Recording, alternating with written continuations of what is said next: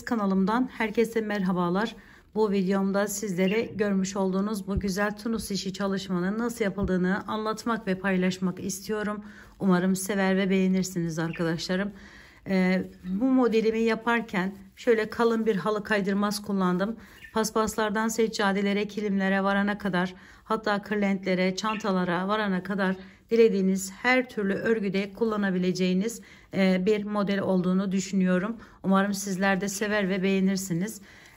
Şöyle Nako Elite Baby'nin batik bir ipini kullandım. Dilediğiniz her türlü ipi kullanarak yapabileceğiniz bir çalışma. Bir de 3,5 milim tunus işi tığım var arkadaşlar, şişim var. Modelimin yapımına hemen geçmek istiyorum. Bu normalde bir tek başına bir model arkadaşlar. Yani battaniye, bebek örgüleri gibi şeylerde kullanabileceğiniz bir model. Bunu buraya tasarladım. Şöyle bir giriş yaptım ve bir tane zincirle bu ipimi buraya sabitliyorum öncelikle. Daha sonra devam ediyorum. Bu yerden değil, hemen bir yanından giriş yapıp bu şekilde ilmekleri topluyoruz.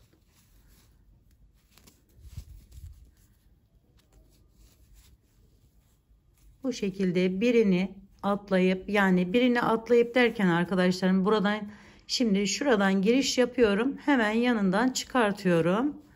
Bir sonrakini de bir diğer yerden aynı şekilde, bakın buradan değil, hemen buradan giriş yapıp topluyorum.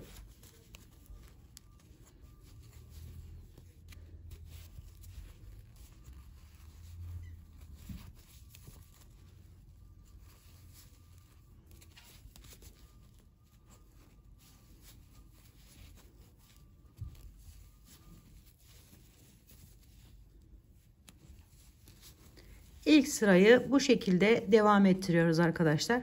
Şimdi farz edelim bu kenara geldik. Hemen geri dönüş yapalım buradan. Yeterli bu kadar anlatmak için. Şöyle ilkini tek tek çekiyorum. Diğerlerini ikişer ikişer çekerek diğer tarafa geçiyoruz.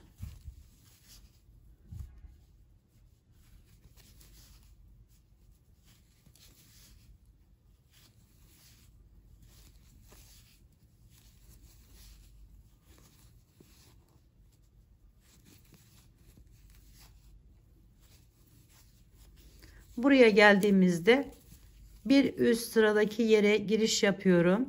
Bu şekilde ve buraya bağlıyorum önce bunu. Daha sonra bu şekilde çeviriyorum ve buradan arkadaşlarım ipimi bu şekilde öne alıyorum.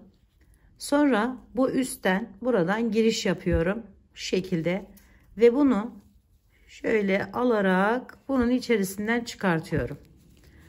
Daha sonra ise yanındaki boşluk yerden giriş yapıyorum arkadaşlar, bu şekilde.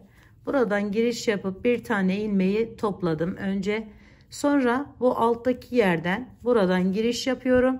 Üstteki bağlamam gereken halı kaydırmazındaki yere giriş yaptım ve buradan bunu çekiyorum. İkinciyi, daha sonra üçüncüyü de bu boşluktan alarak üçünü birlikte alıyorum. Böyle bir görüntü elde ediyorum arkadaşlar. Şimdi hemen yanındakine ise yine ipimizi bu şekilde öne alıyoruz. Buradan giriş yapıyoruz. Aldık, şu şekilde ilmeği çıkarttık. Bu ters tunus işi tekniği oluyor aynı zamanda arkadaşlar. Sonra hemen yanından giriş yapıyorum. Bu şekilde biri aldım. İkinciyi halı kaydırmazıma bağlamak için bu şekilde alıyorum. Halı kaydırmazdaki deliğin birinden girip birinden çıkarak bu şekilde çekiyorum. Üçüncüyü de bu boşluktan çekiyorum ve üçünü birlikte topluyorum. Yanındakini yine tersten öreceğiz. Yani bu şekilde haroşa şeklinde devam edeceğiz arkadaşlar. Yine aynı şekilde aldım. Bunu hemen yukarıya çıkıp bağlıyorum. Sonra bir de yanından alıyorum. Devam ediyorum.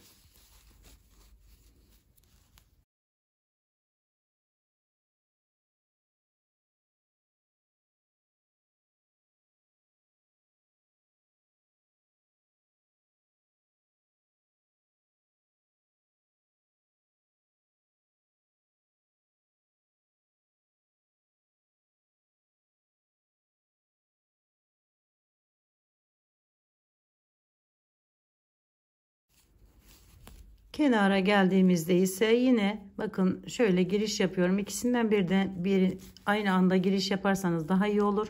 Hemen bir üst sıraya geçip oradan bu şekilde alıyorum. Ve bakın böyle bir görüntü oluyor. Şimdi ilkini yine tek olarak, diğerlerini ikişer ikişer çekiyoruz.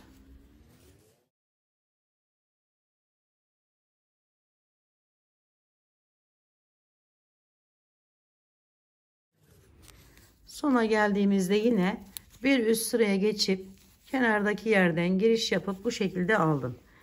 Şimdi arkadaşlarım, burada az önce ters yaptığımız yer burası.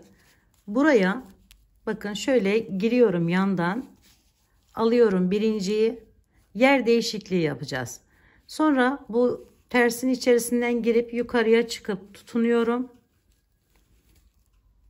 Sonra bir de yanından alıyorum ve üçünü birlikte çekiyorum. Şimdi bu işlem yaptığımız yeri ise bakın şu şekilde yine öne aldım, tersten örüyorum bu şekilde. Sonra bir yanda hemen giriş yaptım, bir taneyi aldım, sonra bunun içerisinden bu şekilde giriş yaptım, yukarıya halı kaydırmazımı bağladım bir üst sıraya, sonra tekrar yanındaki yerden bu şekilde çıkartıp aynı işlemle devam ediyorum arkadaşlar. İpi öne aldım.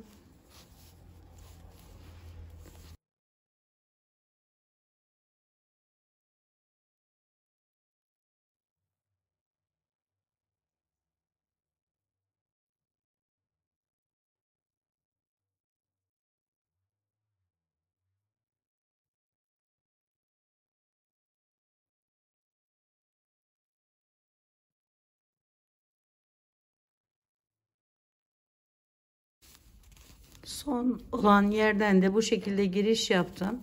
Hemen bunu üste tutunuyorum.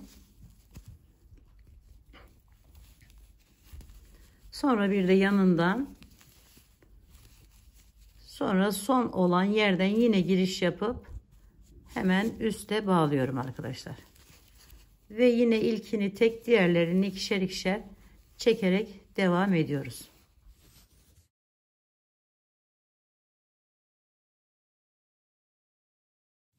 Ve bakın modelimiz tamamen ortaya çıkmış oluyor.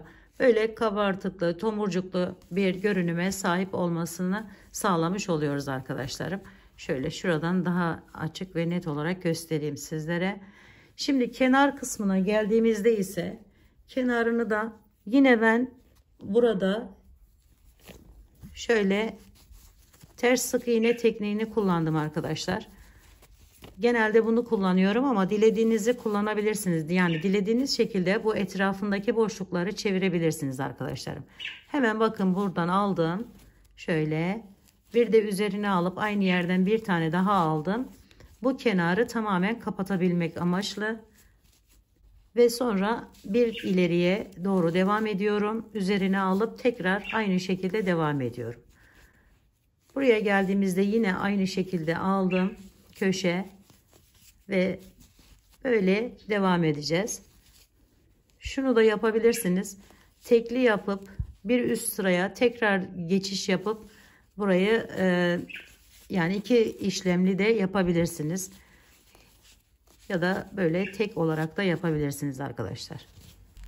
Burada bahsettiğim bakın şu açıklıkları tamamen kapatmak amaçlı sona geldiğimizde şöyle geri dönüp hemen buralardan birer tane yaparsanız yeterli olur. Sadece o boşluk kapanması amaçlı. Bu tarafa gitmeye gerek yok. Zaten kapalı bakın. Ve bakın şöyle bir görüntü ortaya çıkıyor. Burada da. Evet, buradan göstereyim. Daha açık. Şöyle arkadaşlar. Evet, bu videomda burada sona erdi. Umarım sevmiş ve beğenmişsinizdir arkadaşlar. Yapacak olanlara şimdiden kolaylıklar diliyorum. Bir dahaki videomda görüşmek üzere. Hoşça kalın, sağlıkla kalın. Allah'a emanet olun arkadaşlar.